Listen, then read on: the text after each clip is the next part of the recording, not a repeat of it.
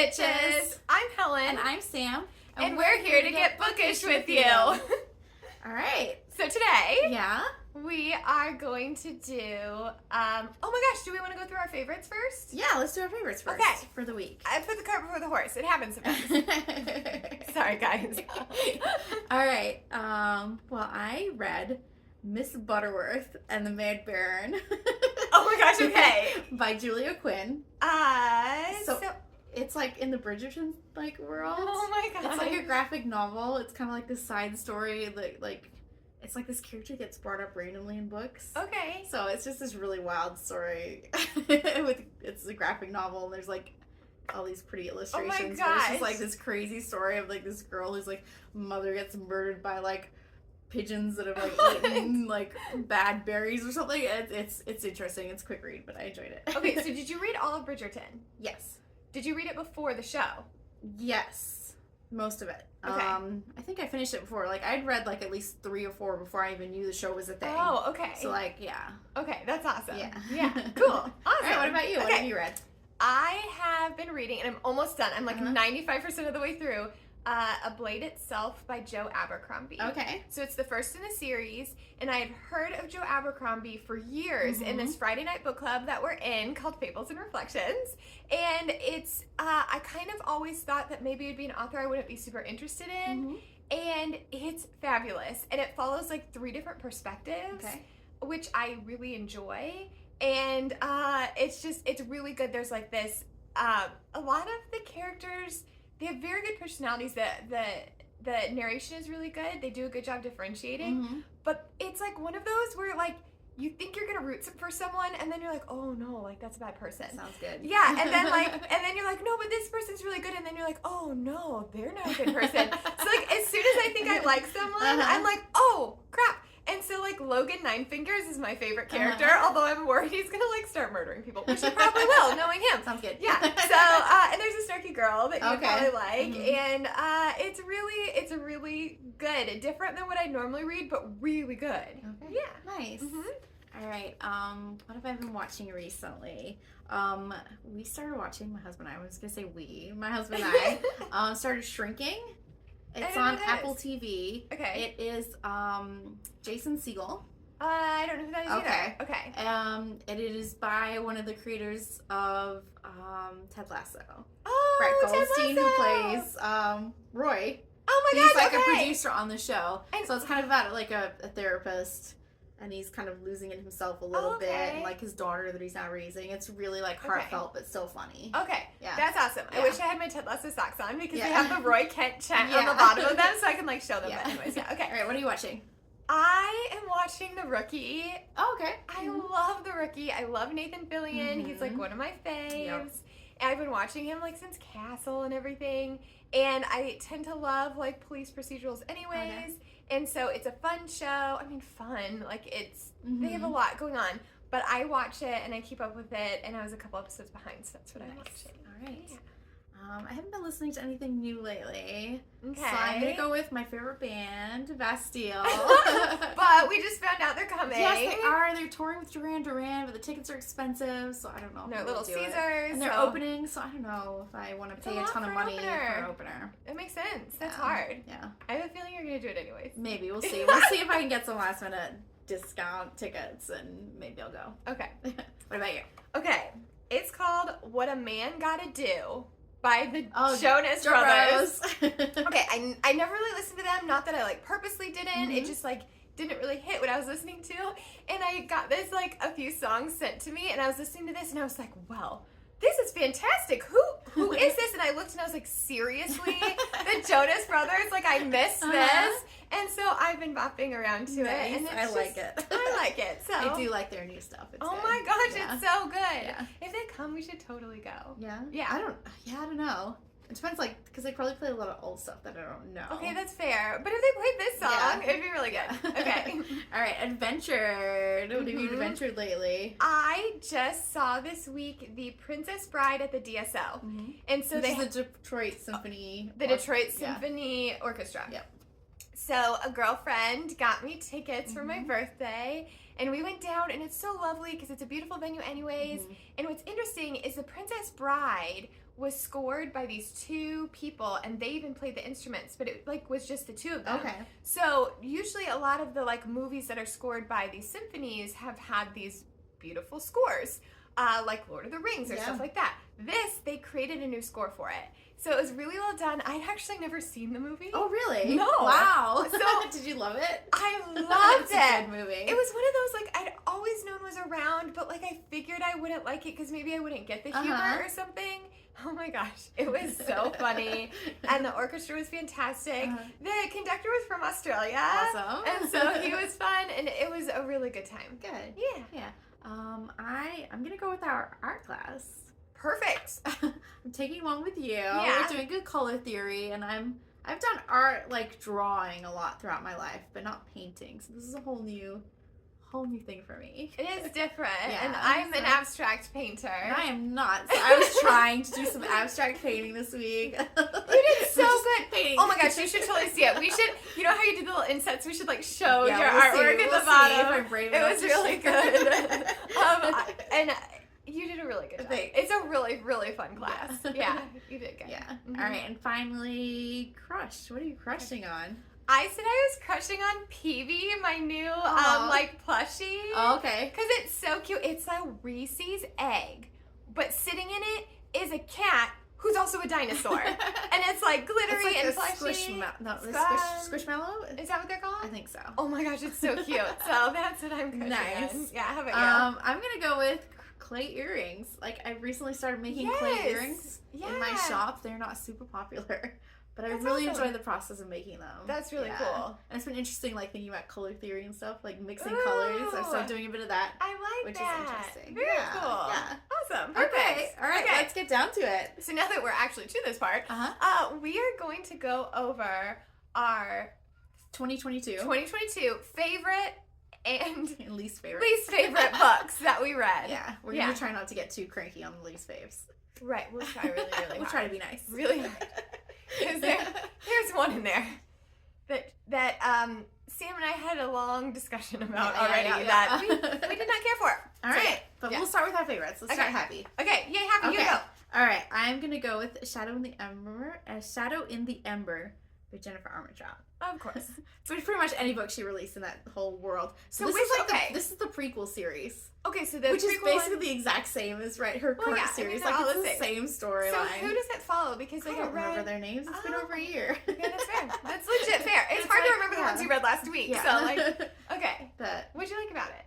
I don't Just know. her writing. I love. Yeah. She creates these characters that I love. And, that's totally fair. I mean, I get it. Yeah. Yeah. What about you? What's your first one? Okay. My first one is A Wizard's Guide to Defensive Baking. Okay. That almost made my bottom list. Sorry. Those are fighting words. Like, I feel like, okay, this might be more of a discussion than I planned. By T. Kingfisher. And I adored this book. And it's so cool because, like, it is technically, it's not, okay, it's a middle grade in the sense of the age of the characters, but it's almost, I don't know if it's considered adult or young adult. They're not little. They're like 12. Wait. Oh, okay. I was thinking of a different one. Okay. Thank goodness. I was getting confused with the lattes one. Oh, no. We'll talk about that. Okay. So this is the one where actually I read an article about this, that T. Kingfisher actually wrote this in 2013. Okay. And she had been trying to get this published. But what do you do with this book? Because the main character, like I said, is like 12 or something, maybe 13, I don't know. Mm-hmm. But then there's this like murder, and so it's very adult, but there's this murder in this bakery, and she lives with her aunt, and her aunt has this house dress that has croissants on it with wings, and I want that. You always remember the food. Oh my gosh, I know. And if anyone has made one that has that, like, I want it, I will buy it. I've looked on the internet, I can't find it, and I'm not crafty enough to make one. And so, it's about this girl, and basically she has a magical power. And what's so special about it is these magical powers they have are hilarious in this book. Like, they talk about random ones, like a guy can turn like a rock into cheese.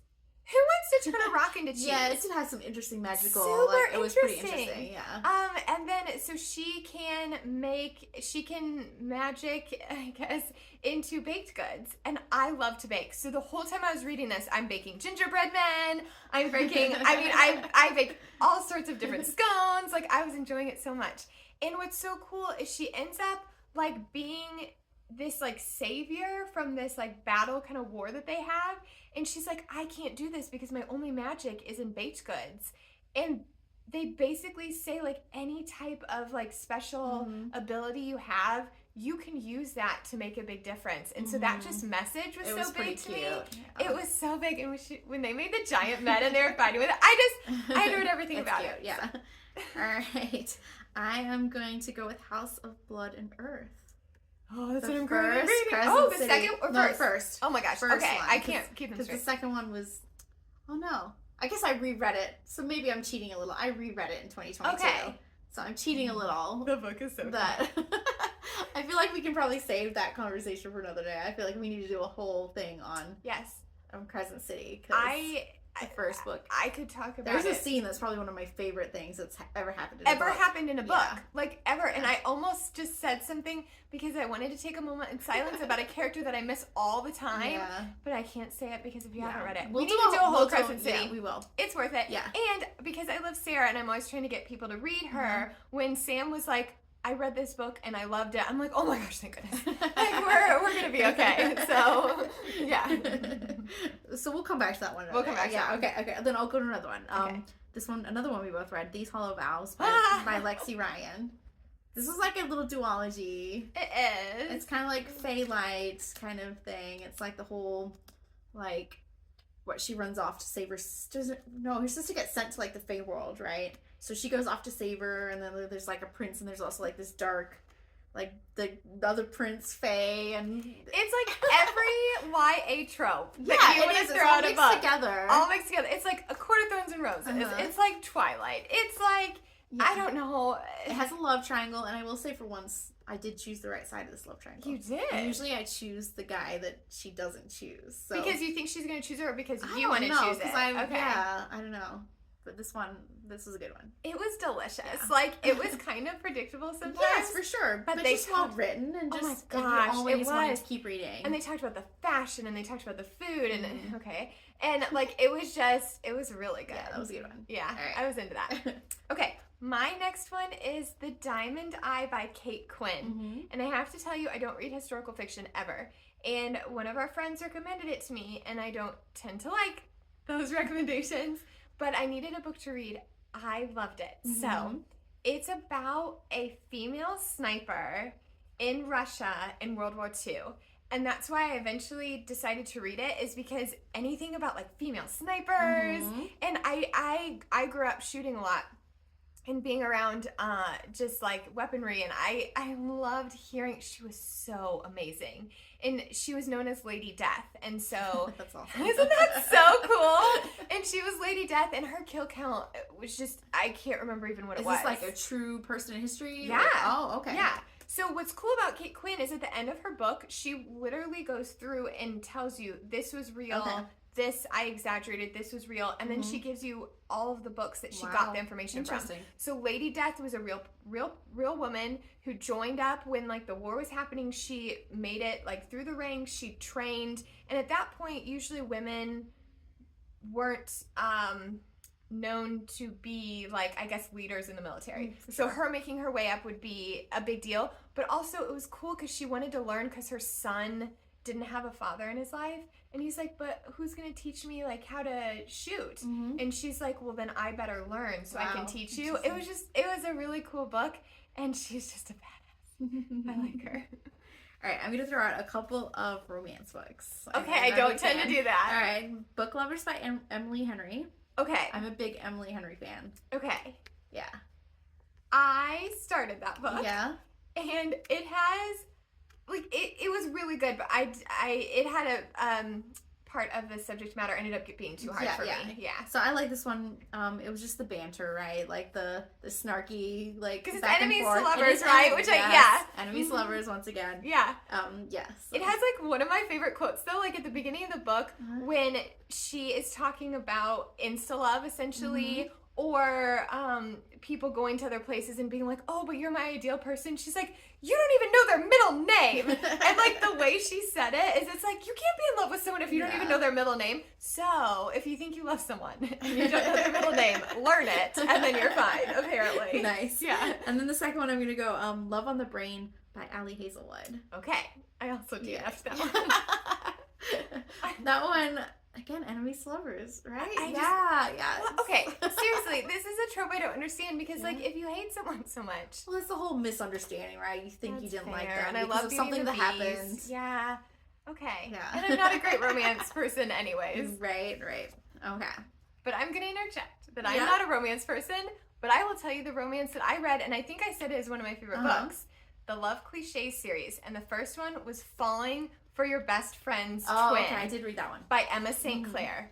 I devoured this series. She did such a good job. And again, like, in order for me to get invested in a romance, you have to be really character driven. You also have to create like a good kind of like environment. Like I need other things. She's like a good group of friends. She's a great group of friends. It reminds me of like us in our book club and all the girls, and they have their like own kind of lives and personalities. And so following that was really fun.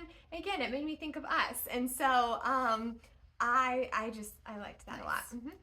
All right, another series that I pretty much devoured was the Veronica Speedwell books. Okay, what are those? By Deanna Rayburn. They are like Victorian. Ooh.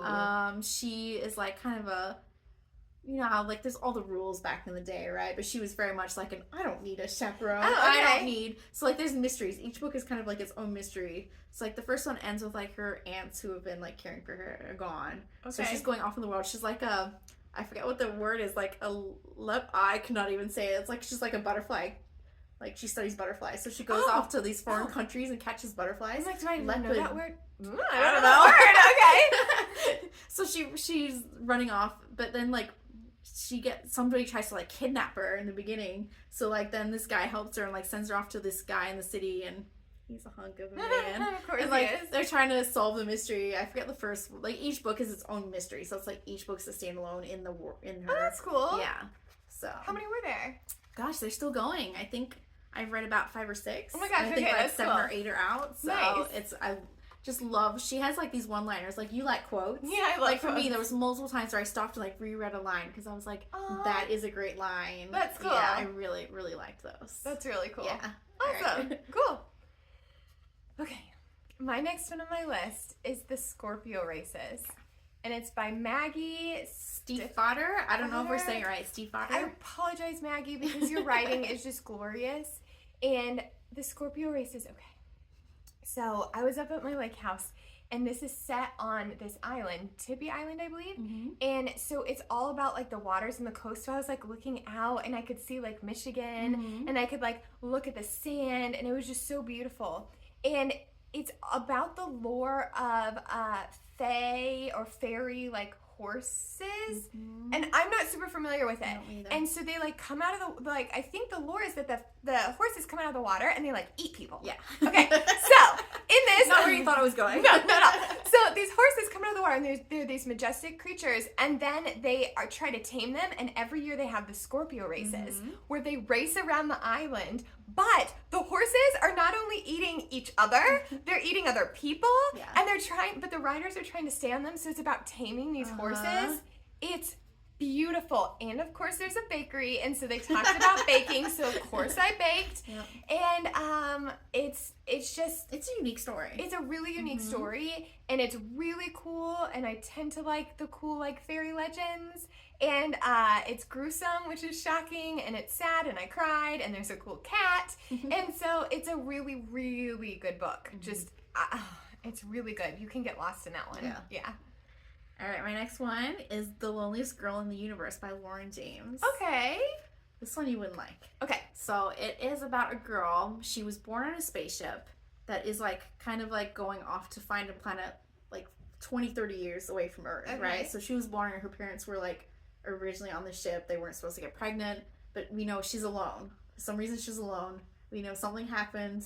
All the people who were crewing the ship are gone, and like she has this contact back on Earth, and things start happening where like something's happened on Earth and she doesn't know what's going on, and she's literally like 20 years away from Earth. So there's no turning around. Like they cut off communication. There's another ship like, hey, we're this fancy new ship. We're gonna catch up to you, and we're gonna go to the new planet together. But something's weird about that, and things start going on, and like it's a bit creepy because like she's on the ship by herself and she has nightmares about things that happen, and you slowly learn what it's creepy. No, it is so good. No, like so good. I loved that book. Oh my gosh, you would hate it, but I loved it. Is it a standalone? Yes. Okay. Like it's its own story, and like I still think about this book. I loved it. I mean, if you're still thinking about a book that's good, but oh, that sounds terrifying. It was good. Did it give you nightmares or anything? No. Does that even I don't happen think to a you? book has ever given me nightmares in my life. Okay, well, fine. It'll just be me then. All right, what do you got? Okay, the next one I have is So This Is Ever After by F.T. Lukens, and it follows a band of friends. And basically the main guy got this like prophecy that he needed to defeat kind of the bad king. So he defeats the bad king, and at the very, very beginning of the book, that's not a spoiler. Okay. At the very beginning of the book, and then all of a sudden they're like, oh, so you're king now. And he's like, oh, I don't want to be king. And they're like, well, but you slayed him, so according now to this, like, I don't know if it was the lore or the prophecy, but you're king. And he's like, but I don't want to be king. And so it's him and his friends like taking over kind of this kingdom, and everyone has hated this king and he's been such a tyrant, and so now they're trying to put this kingdom back together, but they don't want to rule. And so there's all these rules in place, like you need to wear this and you need to show up on this day, and he's like, I don't want to do that, like I don't want to. So, but the reason this made my list, besides the fact that it's adorable and there's a cute romance, like I like there to be a romance in it. I don't want it to be a romance. Yep, I can agree with that. There's a difference. Yeah. There's this scene where there's a moat around the castle, and they're out there, and he's trying to like talk to his people. It's not going very well.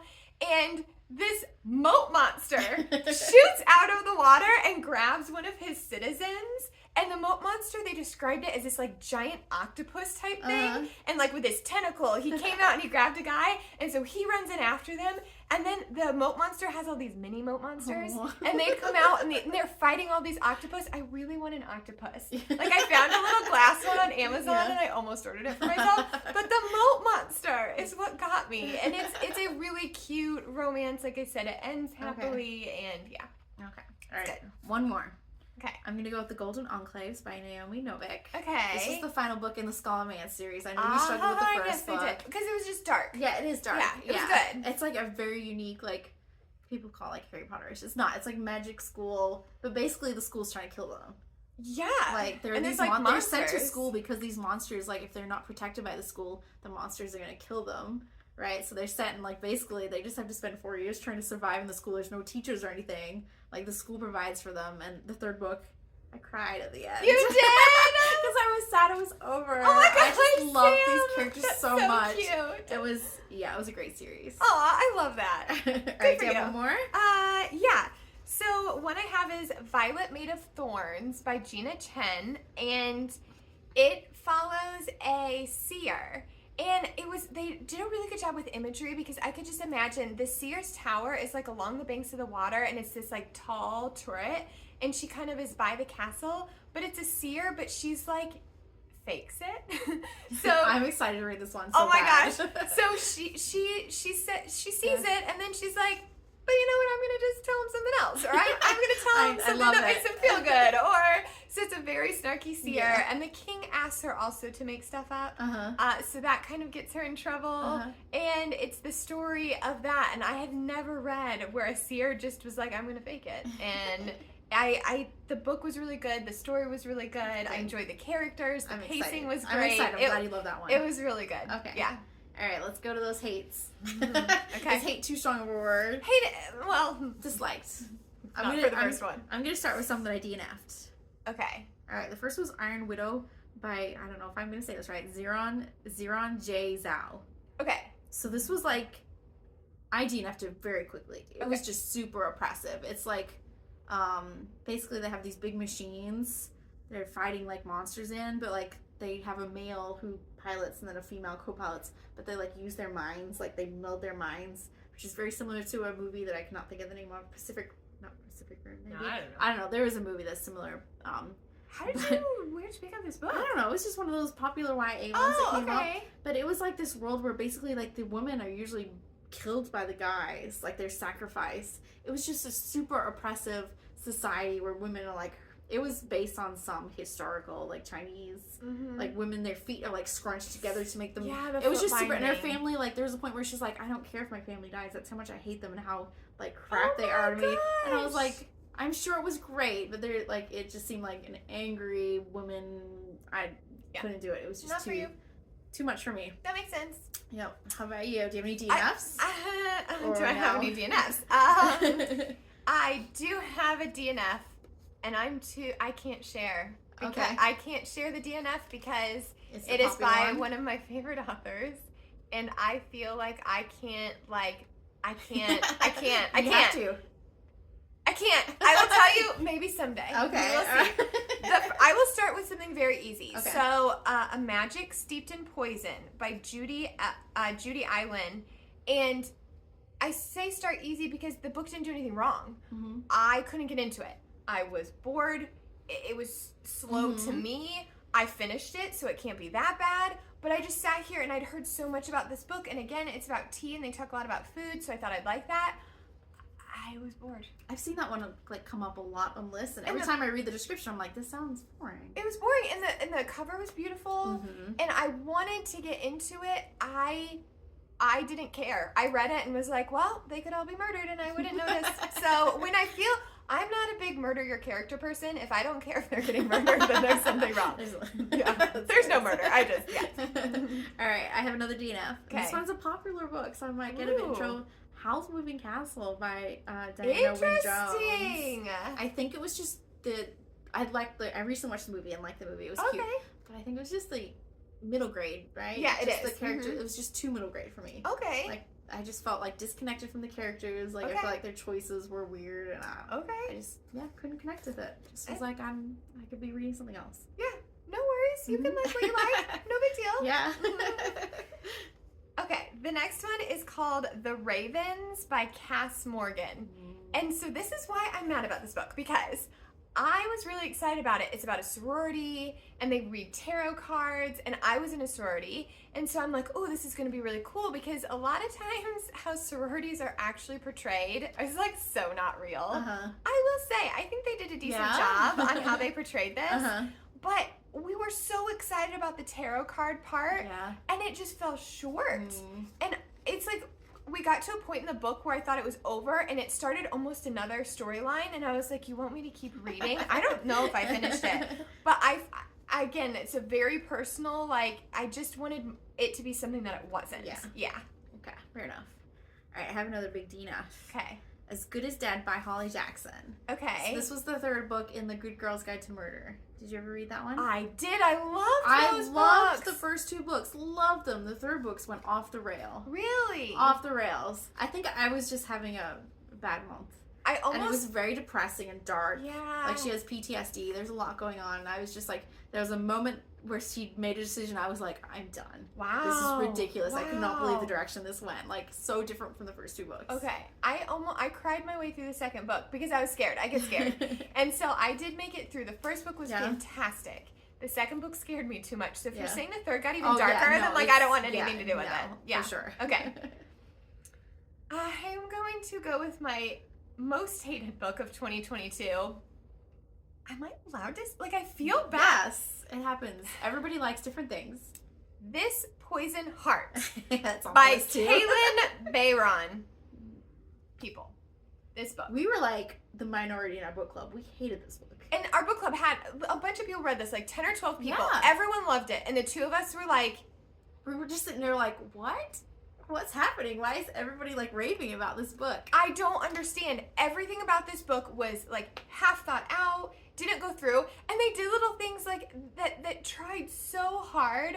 Like the Hamilton soundtrack is a specific length of time. So it just happened to turn out that from their apartment to the new house was the length of the Hamilton soundtrack. Then she like inherits, but everything they talked about and I am unfortunately have, like, it was wrong. Like, that's not how you inherit things. They weren't, like, it wasn't correct. And right. I don't know, with Mel just being in law school, but we were like, this is not even how it works. And she's like, no, you know? For me, it was like the decisions they were making and the things they were doing did not make logical sense. No. Like, why? It was just, there was so many, like, cool things that could have been done with, like, so cool. the town and the poison. Like, the way that she, like, could have been so cool, because there's this whole, like, apothecary kind of with poison. Yeah. That could have been so the she's neatest immune thing to poison. ever. It could have been so cool and witchy. And yeah. So, and there's this, like, treasure hunt. Okay, legit. This is how it goes.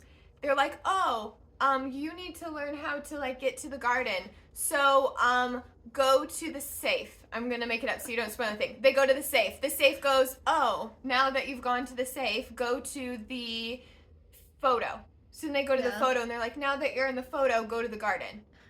You, like, already knew you had to go to the garden. Like, there was, like, it was so... And it was also the fact that, like, they'd give her that, and she'd be like, oh, well, I won't do that right now. Like, who wouldn't just instantly be like, I'm gonna go this weird house, these weird things. Yeah. Who wouldn't want to instantly go figure things? I don't know. Yeah, we hated it. We hated it, and I felt so bad. There were some cool characters. Like, her moms.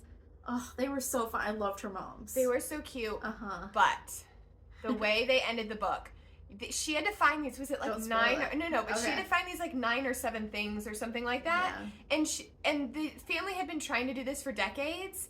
And She within just one finds them right chapter, away. she finds like 5.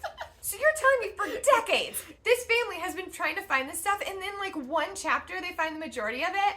Yeah. I'm trying to talk about it without spoiling it, so it might sound funny, but like I have never been that vocally angry while reading a book. Like, being like, nope, this wouldn't happen. Nope, that's not the way that works the whole time. And it had such promise. And yes, the moms are super cute. Yeah. Super cute. Yep. All right.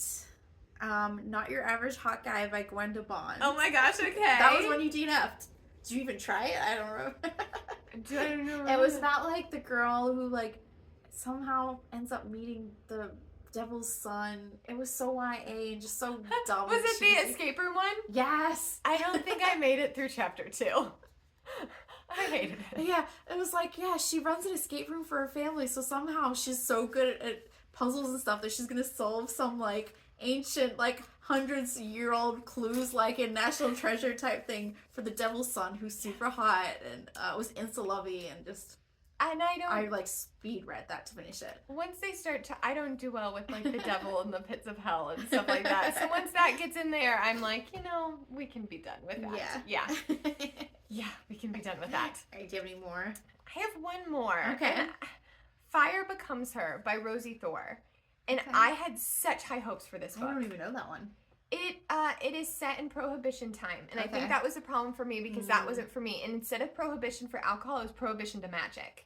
Essentially. Essentially is what it was. And I wanted this to be so cool, and it had this political intrigue, but the way it was done for some reason, like, it just didn't sit right. And I don't even know if I can put to words what didn't sit right with me about it. I don't know if it was the way that she was treated. Something, like, have you ever read something and kind of gotten, like, an icky feeling? Mm-hmm. Like, you're like, this isn't, but I don't know if I can articulate. Mm-hmm. That's how I felt about this book, but I wanted to adore it. And so that's why it was on my, like, not like list. Okay. It wasn't like I hate read A Poison Heart. Like, that one I hate read. This one was just like, why do I feel so not good? Interesting. Yeah. Mm-hmm. All right, I have one more too. And that is Finley Donovan is Killing It by Ellie Cosimano. Okay. Which is a super popular series right now. I've heard of it. We read it. Well, there you This go. was the one about the, like, she's a mom, she's recently divorced. Oh my gosh, I did read this book! Okay. Like, somebody, actually, I think she accidentally killed somebody. Okay, so what happens is of course I read this. She is a novelist. And so she is getting a divorce and just got a divorce or going through in the process. Yeah. And so what's funny is because it's actually clever. She goes to Panera. Oh my gosh, the food. I ate at Panera like 5 times during this book because Panera. And so she goes to Panera. Yeah, and somebody overhears her, right? She meets with her agent about her murdery book and thinks that she's someone to hire. So she gets hired to murder someone. And then she's like, well, I can't actually do this. And then she thinks about it. She's like, well, I already Google it. Money, yeah. Like, I need the money. I already Google these things. I write these books. I know what I'm doing, so I'm going to do it. So she, like, goes to a bar and she meets with a dude and all this stuff and is hired. Kills him. See, I don't remember because it started, why didn't I like it? Because the way I'm talking about the it, I liked problem it so with much. it is that it was like, things worked out for her only by dumb luck. Like, she made stupid decisions, made stupid mistakes, but things kept working out for her for, like, she kept making really dumb decisions. That's my problem. I hate dumb people. In the bar, for instance, like, she went and I don't think she murdered him. I think she, like, knocked him out or put something in his drink and she ended up in the van. But, like, you're telling me the bar didn't have a camera? The street didn't have a camera? Like, because she didn't talk about hiding her license plate. Catch her, like, instantly. Yeah. Stuff like that. Yeah. It was just more, like, just dumb people was my issue. It was, now that I remember that. But it had a good premise and was kind of funny, but then it just was too on the nose. Yeah. Yeah. That's true. Forgot about that one. All right. Okay. I think that's it. Those are our 2022 faves and our least faves. Yes. We had a lot of faves. We had to, like, narrow it down. We had a lot of overlapping, like, things we've read. We read a lot. We do read a lot. And we like a lot of the same stuff. Yeah. All right. So thanks for watching. We'll see you next time. Bye.